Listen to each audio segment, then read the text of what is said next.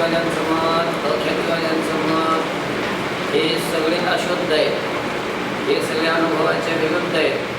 हे संगतवाद मत नाही, पण सत्ख्यातीवाद आणि अनिर्वचनीय ख्यातीवाद या दोन मताचा जर विचार केला तर दोन्ही मतामध्ये सर्पाची उत्पत्ती मानतात.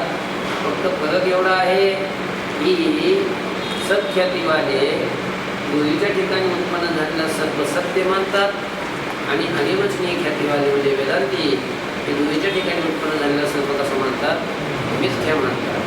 म्हणतात दोषामुळं दोन्हीच्या ठिकाणी सर्प उत्पन्न होतं, दोघांनी मानलं, उत्पन्न झालेला सर्प सत्ख्यातीवाल्याने सत्य मानला आणि वेदांत्याने कसं मानलं, सर्प मिथ्या मानला आणि अनिर्वचनीय मानला. पण मग वेदांत्याप्रमाणे अनिर्वचनीय मानण्यापेक्षा, मिथ्या मानण्यापेक्षा सत्ख्यातीवाल्याप्रमाणे जर सत्यच मानला तर काय विरोध, काय अर्थ ते असं मला वाटतं बा. सत्ख्यातीवाल्यांचं जे मत आहे ते चांगलं आहे असं मला वाटतंय. चुकत असं सांगा. हां अशी काही दिली केली बोलतात बाबा. बाकीच्या ख्यातीवाल्यांचे मतं सर्पाविषयी जसे ते अनुभवाचे विरुद्ध आहेत, ते काही योग्य मतं नाही आहे, तसंच या सत्ख्यातीवाल्याचं मत जरी बोलून चांगलं वाटलं, युक्त वाटलं तरी ते सुद्धा विचार केला तर ते सुद्धा काही नाही, युक्त नाही म्हणजे योग्य नाही, ते सुद्धा अनुभवाचं विरुद्धच आहे. बघा ज्या वेळेला शुक्तीवर रजताचा भ्रम, शुक्ती कळते ना, रजत कळतं ना, शुक्तीवर रजताचा भ्रम झाला, ज्या काळात तो भ्रम झाला, ज्या टायमाला, ज्या काळामध्ये, ज्या वेळेमध्ये शुक्तीवर रजताची प्रतीती येते त्याच वेळेला जर शुक्तीशी अग्नीचा संयोग झाला, अशी शुक्तीशी जर अग्नीचा संयोग झाला तर अग्नीचा संयोग झाल्यावर ते अग्नीच्या संयोगानं ती शुक्ती जळून जाते आणि तिची काय होते, राख होते, तिथं भस्म होतं. पण मग तिथं तर रजत उत्पन्न झालेलं होतं सत्ख्यातीवाल्याच्या मनाप्रमाणे. मग आता भस्म झाल्याच्या नंतर आपण तिथं जर भस्मात जाऊन बघितल्यानंतर सत्य रजताचं दिसायला पाहिजे, सापडायला पाहिजे, कारण त्या सत्य रजताच्या निवृत्तीला ते काय साधनच नाही आता. म्हणून त्या भस्मात सत्य रजत सापडलं पाहिजे, सापडत तर नाही. आता सत्ख्यातीवादी म्हणते की नाही त्याचं जळून भस्म झालं, आता रजत जळून गेलं, रजताचं भस्म झालं असं म्हणणं नाही. तर मुखाला मूर्ख लोक स्वतःला बघून हसते, कारण त्यांनी शुक्तीच्या ठिकाणी रजत जे उत्पन्न झालं ते कसं मानलेलं आहे, सत्य आहे. मग सत्य रजत हा धातू आहे, अग्नीच्या संयोगाने कसं काही नष्ट होत नाही. धातू कुठं अग्नीच्या संयोगाने जळूनच असतो, व्याप होत असते नाही. म्हणून अग्नीच्या संयोगाने शुक्ती जळून नाही, मग त्या शुक्तीच्या भस्मामध्ये सत्य रजत सापडायला पाहिजे, सापडत नाही. म्हणून सत्ख्यातीवाल्याचं मत योग्य नाही. दुसरी अजून एक गोष्ट, अजून सत्ख्यातीवाल्यांचं मत काय योग्य नाही. जर शुक्तीच्या ठिकाणी रजताची सत्य उत्पत्ती मांडली किंवा रजताच्या ठिकाणी सत्य सर्पाची उत्पत्ती मांडली, भानगड कशी अजूनही सांगतात बघा. समजा 10 माणसं निघालेली रस्त्याने, दोरी पडलेली होती आणि त्या दोरीवर 10 जणांना भ्रम झाला. कशाचा, सर्पाचा नाही रे, सर्पाचा नाही. मग 10 जणांपैकी एकाला सर्पाचा भ्रम झाला. एकाला असं वाटलं की फुलाची माळ पडलेली आणि पुष्पमालेचा काय झाला, त्याला भ्रम झाला. कशावर, दोरीवर. एकाला वाटलं तर काठी पडली, कशाचा भ्रम झाला, काठीचा म्हणजे दंडाचा भ्रम झाला.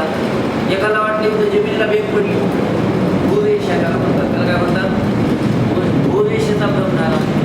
एकाला वाटलं इथं पाणी सांडलंय, जलधारा, तर काय जलधारा, पाणी सांडलेलं असं दिसतं ना, तसं त्याला भ्रम झाला. म्हणजे एकाच वस्तूच्या ठिकाणी 10 जणाला 10 पदार्थांचा भ्रम झाला. कुठं, एका वस्तूच्या ठिकाणी.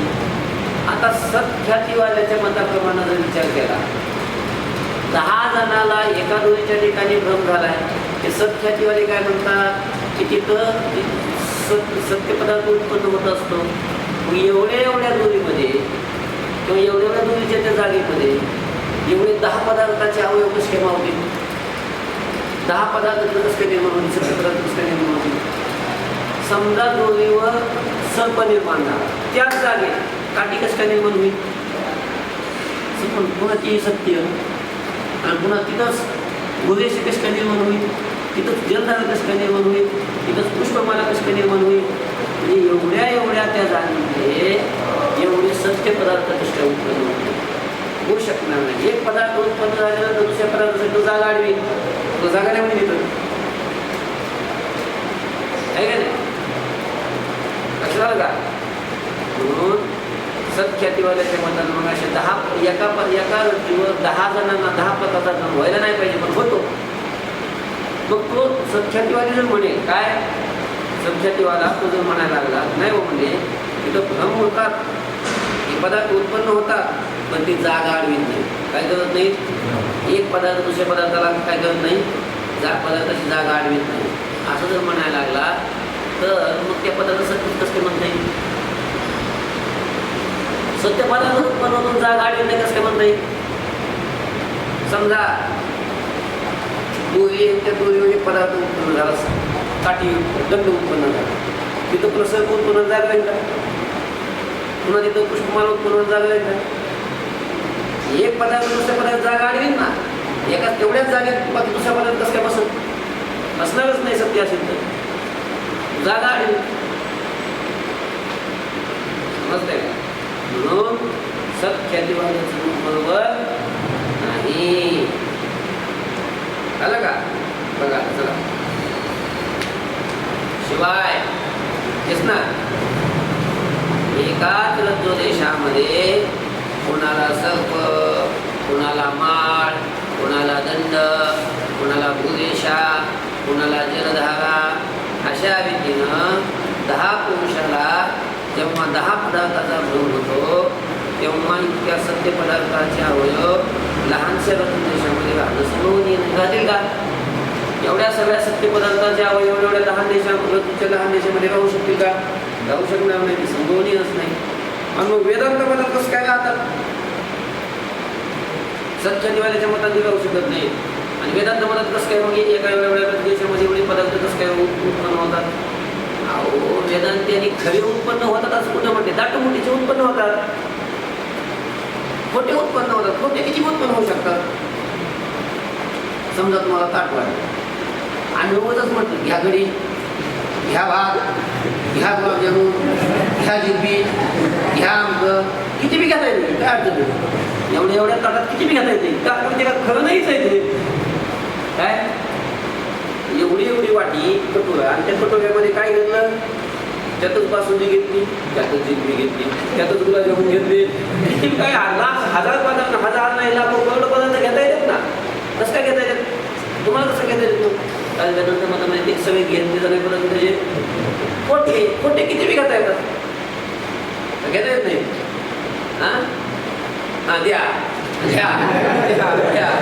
किती घेता येतं. पण खरा पदार्थ जर टाकला समजा वाटी एवढी, त्या वाटीमध्ये समजा बासुंदी होती, बासुंदी वाटी होती, पुन्हा गडी टाकायला जागा राहील का? राहील ना जागा? नाही राहत. खरा पदार्थ असल्याने जागा आडवितो, खोटा पदार्थ काय जागा आडवीत नाही. किती बोलता येते? समजला का? वेदांत मतामध्ये ज्या ठिकाणी सर्प उत्पन्न होतो कसा आहे? खोटा. दंड उत्पन्न होतो कसा आहे? म्हणजे किती पदार्थ, खोटे पदार्थ किती उत्पन्न होऊ शकतात ना, म्हणजे जागा आडवी. कळलं का? बघा वेदांत मतात तर दंडादी शेकडो पदार्थ अविद्येपासून अनेक वर्षे उत्पन्न होतात, म्हणून व्यावहारिक रज्जूची ती जागा मुळेच आडवीत नाही. स्वप्नामध्ये शरीराच्या ऐका, स्वप्न पडतं की नाही आपल्याला? मग स्वप्नामध्ये तुम्हाला काही पदार्थ दिसतात का? काय दिसतंय? काय दिसतं स्वप्नात? समज तुला काय दिसतंय?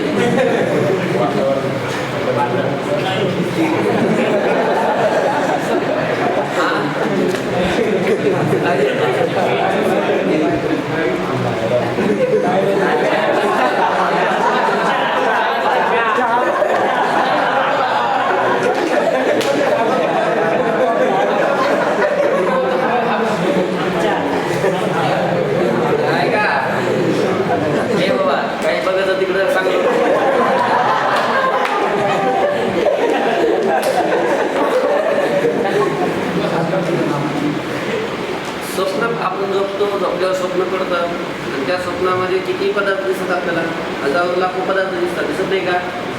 दिसतात.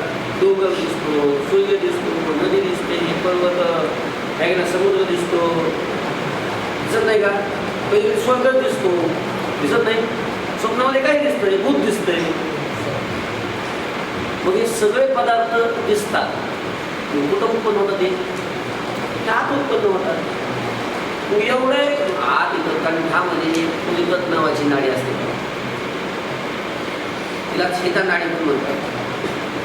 त्या एवढ्या केसापेक्षा लहान नाडी असतात आणि त्याच्यामध्ये हे सगळे स्वप्न पदार्थ उत्पन्न होतात. हत्ती, डोंगर, समुद्र, किल्ला आहे का नाही, लग्न दिसतं, लग्न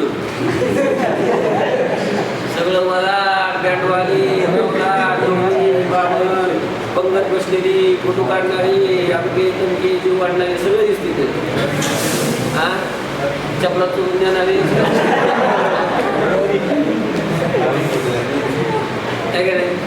नाचणारे, बँड सगळे दिसते.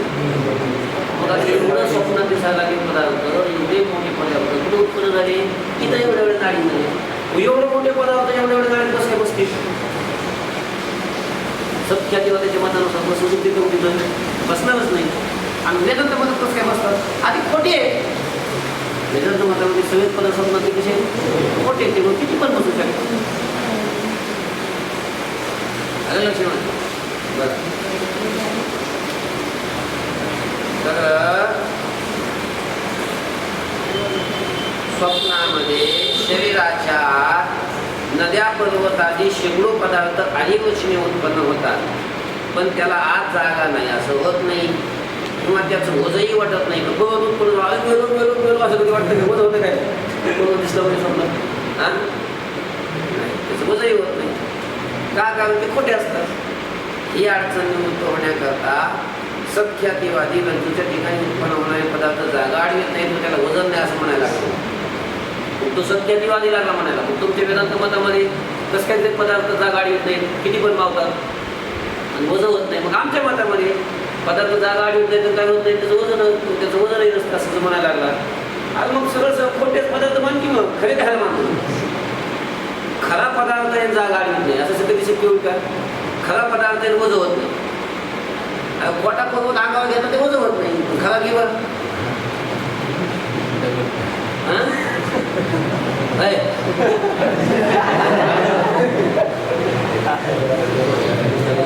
बघा, रज्जूच्या ठिकाणी उत्पन्न होणारे पदार्थ जागा आडवीत नाहीत व त्यांना वजनही नसतं असं म्हणेल तर त्या दंडाधिकाऱ्यांना सत्य म्हणणं विरुद्ध आणि निष्फळ होईल. लक्षामध्ये मग त्या पदार्थांना खरं म्हणता येईल का? म्हणता येणार नाही. सत्य म्हणता येणार नाही. त्यांना सत्य म्हणणं निष्फळ होऊन जाईल. आणि दंडाधिकांची प्रतीती मात्र होते, त्यांच्यापासून दुसरं कोणतंही कार्य होत नाही असं म्हणेल तर आणि वचनी ख्यातीचंच मुक्त झालं. आणि तो सत्याधिवादीला म्हणायला लागला की तुम्ही उत्पन्न झालेले दंडाधिक पदार्थ हे कार्य काहीच करीत नाही, त्यांना वजनही नसतंय, ते जागाही आडवीत नाहीत. मग याचा अर्थ काय व्हायला लागला? आणि वचनी ख्यातीचं मत काय व्हायला लागलं? सिद्ध व्हायला लागलं. म्हणजे ते पदार्थ खोटे आणि वचनी मी त्या सिद्ध व्हायला लागलं. म्हणून सत्ख्यातीवादी मुद्द्याबरोबर आणि शिवाय आणखी एक दोष देतात सत्ख्यातीवाद्याला. शिव काय म्हणतात बघा, काय झालं? समजा ज्या वेळेला भ्रम होतो त्या भ्रमस्थली उत्पन्न होणारा पदार्थ जर सत्य मानला तर आपल्याला दुपारच्या वेळी दुःखद भूमीवर ऊन पडलेलं असतं तर आपल्या मृगजळाचा भ्रम होतो का नाही? तिथं पाण्याचा भ्रम होतो का नाही? मग ते पाणी जर खरं मानलं मला होतं का मृगजळाचा भ्रम होतो नाही? हां, अरे उन्हाळ्यामध्ये असा उन्हाळ्यात चालू आहे ना, असं डोक्यावर जावं तिकडं पाणी दिसत नाही बघा, असं दिसतं की नाही? त्याला मृगजळ म्हणतात. काय म्हणतात? ते जल म्हणजे पाणी. ते जर खरं असेल, ते जर खरं मानलं दुष्काळ पडेल का? मग कधी दुष्काळ पडेल कधी? मग त्याचं पाणी खरं मानलं मग तुम्ही पाईपलाईन होतं का? आपल्या केळीच्या बागाला द्यायला पाहिजे पाणी, आहे का नाही? धुवायला जायला पाहिजे, त्याच्यात कपडे धुवायला जायला पाहिजे, काय का नाही, प्यायला पाणी आणायला पाहिजे भरून गागर भरून. आणता येतं का प्यायला? त्याला आंघोळ करता येते का? केळीचा बागेला पाईपलाईन करून केळीला भरता येतं का? नाही का? तर ते खरंच नाही. जमीन तरी वरी होती तिथली. मग खरं पाणी म्हणलं तर जमीन वरी व्हायला पाहिजे. तिथं जाऊन बघितलं तर जमीन कोणतीच असते. म्हणून ब्रह्मस्थरी उत्पन्न होणारा पदार्थ सत्य म्हणता येत नाही. म्हणून सत्य बरोबर नाही. अजून एक गोष्ट, असा घरात कापसाचा ढीप ठेवलेला असतो, कापसाचे ढीग असतात आणि एका पोरानं खेळता खेळता त्याच्यावर असा गुंजाचा पुंजका ठेवला. गुंज म्हणजे कसा असते, काळा असतो ना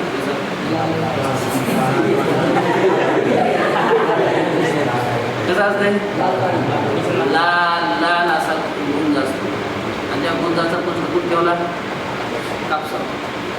आणि लांबून पाहणाऱ्याला त्या ठिकाणी अग्नीचा भ्रम होतो. लाल असतो ना, त्यामुळे तिथं काय वाटतं भ्रम होतो, अग्नीचा भ्रम. आता सत्ख्यातीवाद्याप्रमाणे तिथं अग्नीचा भ्रम झाल्यावर तिथला तो अग्नी जर खरा मानला, सत्य मानला, तर मग लगेच तो कापूस पेटायला पाहिजे का नाही? कापूस काय व्हायला पाहिजे, पेटायला पाहिजे. पेटतो का? घर पेटतं का? कापूस पेटतो का? तेच पेटत नाही. म्हणून या नमस्ते उत्पन्न होणाऱ्या पदार्थाला सत्य म्हणता येत नाही आणि व्यक्ती सत्यातीवालीच्या पदार्थाला सत्य म्हणतात, त्यांचं बरोबर नाही. कळलं का?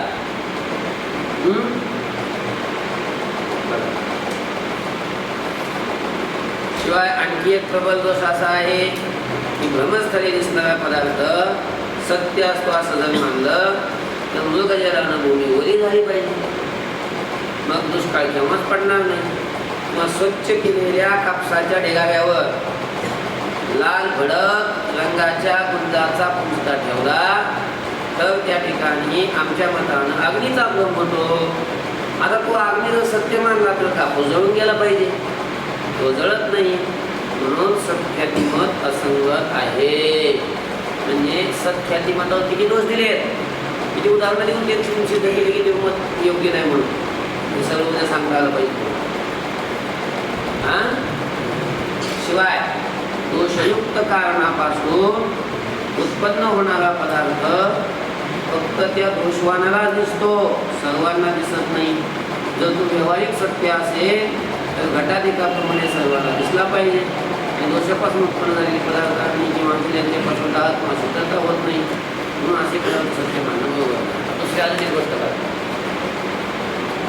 दोषामुळं निर्माण झालेला पदार्थ, दोषामुळं उत्पन्न झालेला पदार्थ जर सत्य मानला, कसा मानला, सत्य मानला अलग लक्षामध्ये, तर मग तो पदार्थ ज्याला भ्रम झाला त्याला दिसायला पाहिजे का सगळ्याला दिसायला पाहिजे? जर भ्रमस्थळी उत्पन्न झालेला पदार्थ सत्य, मग सत्य पदार्थ सगळ्या दिसत असतो का नाही?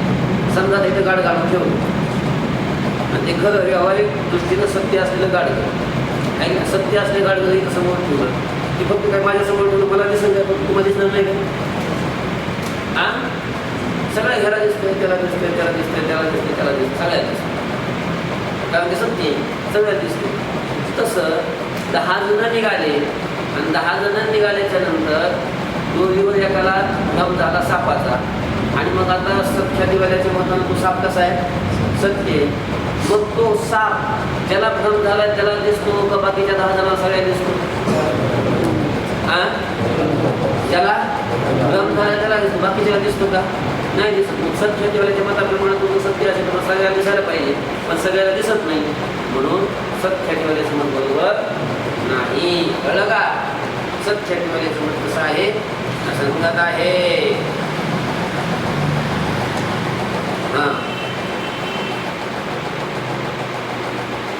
दोषापासून उत्पन्न झालेले पदार्थ अग्नी किंवा जल यांच्यापासून दाह किंवा शीतलता होत नाही, म्हणून असे पदार्थ सत्य मानणं बरोबर नाही. या तसंच भ्रमामध्ये उत्पन्न झालेले सत्य पदार्थ सर्वांना दिसत नाही, ते स्थानाचा लोक करीत नाही, किंवा त्यांच्यापासून कोणताही व्यवहार कार्य होत नाही अशा पदार्थाला सत्य मानव विद्वानाला हास्यास्पद आहे. बघा आता भ्रमस्थली उत्पन्न झालेला पदार्थ असेल तो जाळतो तुम्हाला जाळीत. भ्रमस्थली जर अग्नी उत्पन्न झाला तर तुम्हाला जाळीत नाही. पाणी उत्पन्न झालं तर तुम्हाला ओलगीत नाही, भिजवीत नाही. बरं तो पदार्थ सगळ्याला दिसत नाही, ज्याला भ्रम झाला त्याला दिसतो. आणि अशा पदार्थाला जो कुठलंच कार्य करीत नाही, सगळ्यांना प्रतीलाही येत नाही, तो जागा पण आडवीत नाही, त्याला वजन पण नसतं. आणि अशा पदार्थाला जर खरं मानत असेल तुम्ही तर जीवनाला कसं आहे, हास्यास्पद आहे. अशा रीतीनं सत्यातिवाद अत्यंत निर्युक्तिक आहे. सत्यातिवाद कसा आहे, युक्तीला धरून आहे का नाही, म्हणून सर्वथा त्याज्य आहे. आणि अनिर्वचनीय ख्यातीच काय आहे, आदरणीय आहे. अनिर्वचनीय ख्यातीचाच काय करावा, आदर करावा. अनिर्वचनीय ख्यातीचंच मत योग्य मानावं. तसंच मी त्या अनिर्वचनीय ख्यातीनुसारच काय करावा, निश्चय करा. म्हणजे गरजूवर भासलेला सर्व शुद्धीवर भासलेलं जर ते कसे असतात, हे अनिर्वचनीय असतात, मिथ्या असतात, खोटे पदार्थ असतात असंच मानावं. लक्षामध्ये ते सत्य वगैरे काही नसतात. बसली. ओम शांती शांती.